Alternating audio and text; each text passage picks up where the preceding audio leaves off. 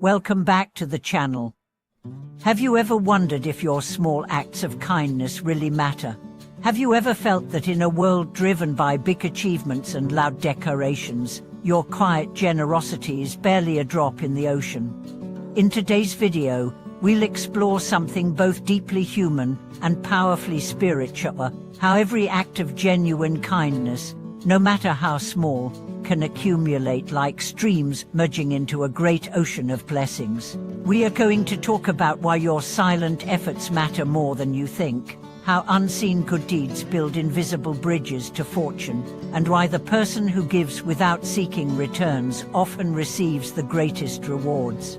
We'll walk through powerful stories, ancient wisdom, and real-world reflections that reveal how goodness operates like water quietly, persistently, and with the power to shape landscapes over time. If you've ever questioned whether your contributions are seen or your efforts are appreciated, this is your reminder they are, and in ways you might not expect. Let's begin with a true story. Mr. Lin was an ordinary man living in a quiet town. Every morning before sunrise, she walked the streets collecting trash, not because it was his job, but because he wanted to keep the community clean. She never told anyone about it, never took pictures, never mentioned it to his neighbors. For over 10 years, he walked the same route, clearing broken glass, discarded wrappers, and fallen branches. People began to notice that their town stayed unusually clean, but no one knew who was behind it. One day, a severe flood hit the region. Roads were blocked, businesses damaged, and many families displaced. Mr. Lin, now elderly, had his home severely flooded, but something remarkable happened. Dozens of young people showed up to help him. They carried his furniture, cleaned his home, brought him supplies. One of them said, "You don't know me, but I've watched you clean these streets for years. Now it's our turn."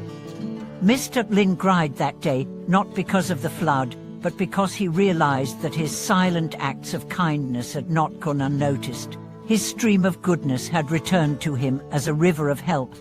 This is the nature of good actions.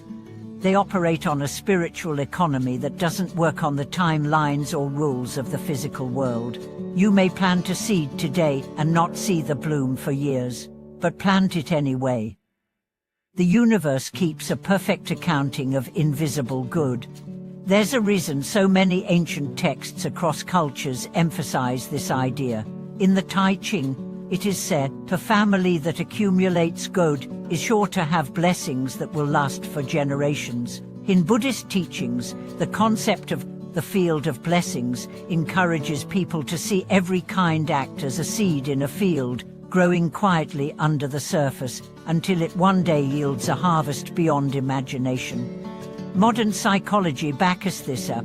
Studies in positive psychology show that acts of kindness, especially when done without seeking recognition, trigger deep emotional benefits, not only for the receiver but also for the giver. These acts enhance mood, reduce stress, and build long-term emotional resilience. Even witnessing an act of kindness can increase dopamine in the brain of the observer. In other words, goodness is contagious. But why does it feel, sometimes, like our good deeds go unnoticed? Because we've been conditioned to seek immediate feedback. Social media has trained us to expect likes, comments, and shares. But the most powerful kindness is the one done with no audience, no applause, and no expectations. It's the kind done in the quiet hours, behind the scenes, when no one is watching. Let me share the story of Min Min, a school janitor who worked nights in a high school.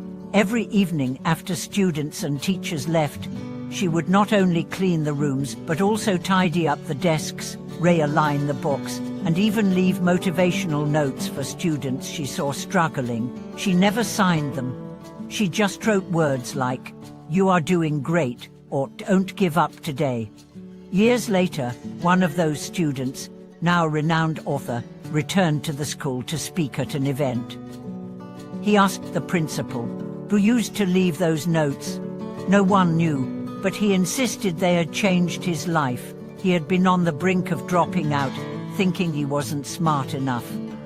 That single message had kept him going. Eventually, he found Min Min. She was still working at the school. When he hugged her and thanked her, she cried and said, "I always hoped it helped someone." That's the thing about it, doesn't always tell you when it lands, but it always lands. Like seeds scattered by the wind, you don't always know where they fall, but in time, they sprout. Sometimes in your life, sometimes in someone else's. But goodness is never wasted. So why don't more people choose to act this way? Because the ego often wants credit. It wants recognition. It asks, why should I help if no one sees it?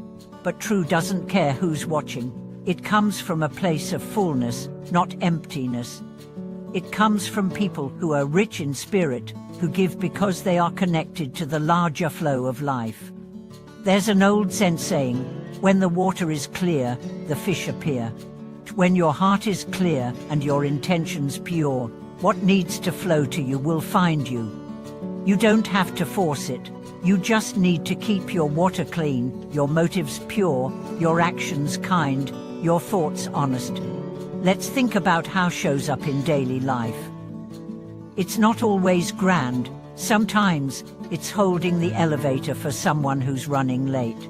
Sometimes it's listening, truly listening to someone's pain. Sometimes it's buying a meal for a stranger or saying a kind word to someone who looks like they're carrying the weight of the world. Sometimes means doing nothing when you could do harm, choosing not to gossip, choosing not to retaliate, choosing silence over insult. These invisible choices are also part of the flow of, they protect the space, the energy, and the soul of the moment. And here's something incredible. The more you give, the more you receive, not necessarily from the same person, and not always in the way you expect, but always in the way you need. Let's look at history. Florence Nightingale, the founder of modern nursing, worked tirelessly in war hospitals, cleaning wounds and saving lives in conditions most would have fled. She didn't do it for glory.